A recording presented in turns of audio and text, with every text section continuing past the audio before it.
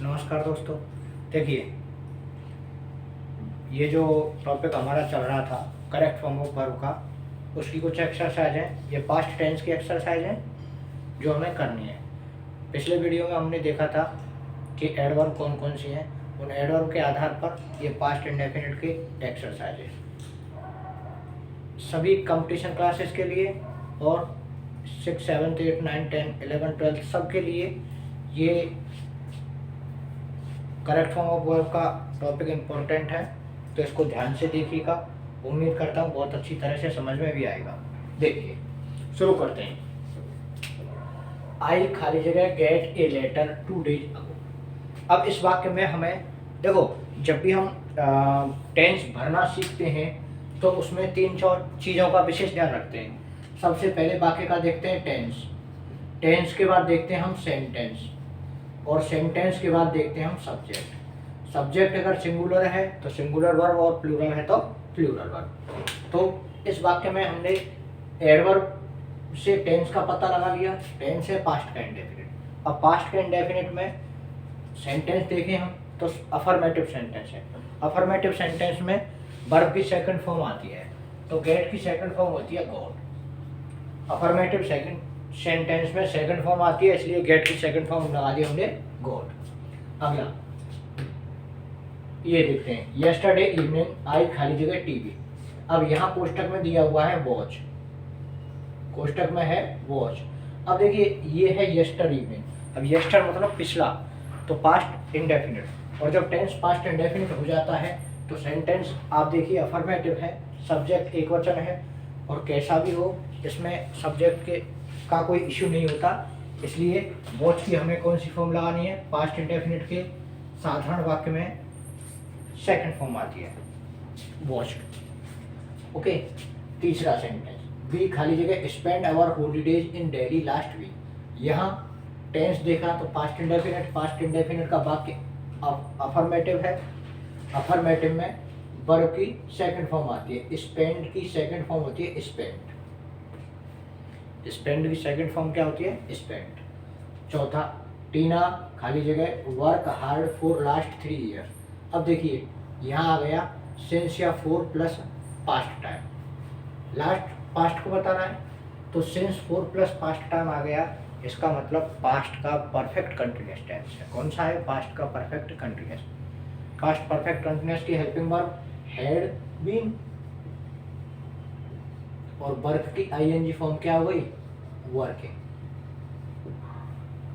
Tina had been working hard for last 3 years।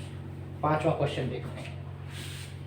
पांचवा question है, Rakshit fall off the ladder while he was painting the ceiling. वाक्य जब while से जुड़ा हुआ हो तो दूसरी तरफ पास्ट का ही प्रयोग होता है। एक तरफ पास्ट का कंटिन्यूअस है तो दूसरी तरफ भी मैंने बताया था आपको पास्ट का कंटिन्यूअस आता है। तो यहाँ पर लगाएंगे रक्षित एक वचन है इसलिए वॉज, और फॉल का क्या हो गया? फॉलिंग। फॉल का क्या हो गया? फॉलिंग। हमारा जब सब्जेक्ट सिंगुलर है तो हमारी वर्ब भी कैसी आएगी? सिंगुलर। ओके, आगे देखते हैं। रानी एज रानी खाली जगह cross the road she so me dancing on the roof. मैंने बताया था एज वाले वाक्य में दोनों तरफ पास्ट का इंडेफिनिट आता है। दोनों तरफ क्या आता है? पास्ट का इंडेफिनिट। तो ये आ गया पास्ट का इंडेफिनिट, तो इधर भी क्या आएगा? पास्ट का इंडेफिनिट। क्रॉस की कौन सी फॉर्म आएगी? Second form. क्यों? क्योंकि वाक्य हमारा कैसा था? अफर्मेटिव। अफर्मेटिव वाक्य में सेकंड फॉर्म का प्रयोग होता है।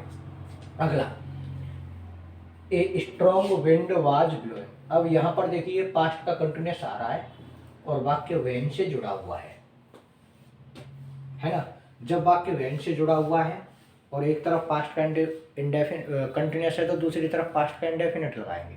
अब जैसे यहाँ पर ये दे दिया लैंड, अगर मान लो ये तो पॉजिटिव शब्द दे दिया, अगर वो नेगेटिव करके दे देता है इस वर्ब को इस प्रकार से नॉट लैंड, तो हम क्या लिखते?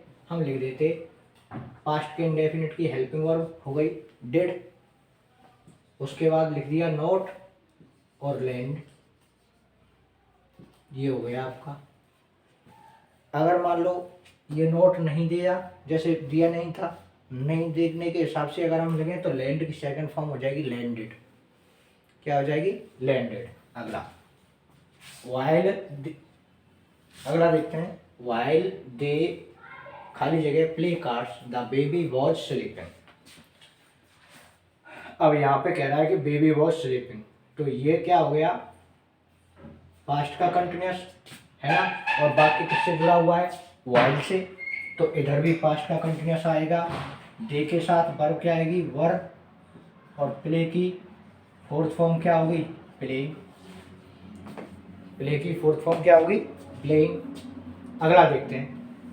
नवा, विवेक सॉ द बॉल आफ्टर खाली जगह ही हिट इट। अब यहाँ पर आप देखेंगे कि ये क्या है? आफ्टर से जुड़ा हुआ वाक्य है, इधर पास्ट का इंडेफिनिट आ गया। तो मैंने बताया था आफ्टर के बाद हेड प्लस थर्ड फॉर्म आता है। आफ्टर का हिंदी अर्थ क्या होता है? बाद में, तो बाद में आता है head plus third form. After he had, और हिट का थर्ड फॉर्म हिट होता है। ओके, अगला देखिए। देखिए he did not touch, verb तो ये रही इसमें, एक तो अंटिल से वाक्य जुड़ा हुआ है। अंटिल से जब वाक्य जुड़ा हुआ हो और एक तरफ पास्ट का इंडेफिनिट हो तो दूसरी तरफ पास्ट का परफेक्ट भर देंगे। तो यहाँ पर क्या भर देंगे? हैड, और आस्क का थर्ड फॉर्म होता है आस्क्ड। आस्क का थर्ड फॉर्म क्या होता है? आस्क्ड। अगला, नोबडी खाली जगह wait till I had finished my lunch. वाक्य टिल से जुड़ा हुआ है, कंजंक्शन टिल आया है वाक्य में, और एक तरफ पास्ट का परफेक्ट है, तो दूसरी तरफ पास्ट का इंडेफिनिट लगाएंगे। तो क्या हो जाएगा? पास्ट का इंडेफिनिट वेट का वेटेड।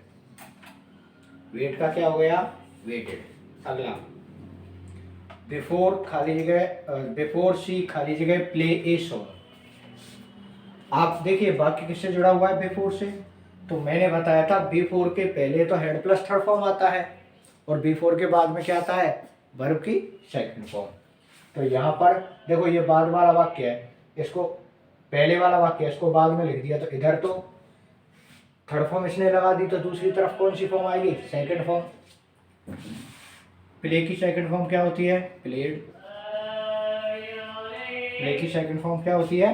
प्लेड। आगे देखिए, वेन खाली जगह Nidhi not cook food for last 5 days।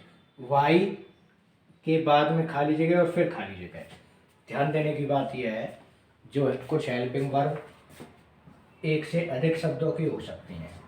कुछ हेल्पिंग वर्ब एक से अधिक शब्दों की, मान लो कोई एक दो शब्द की है, कोई तीन की है।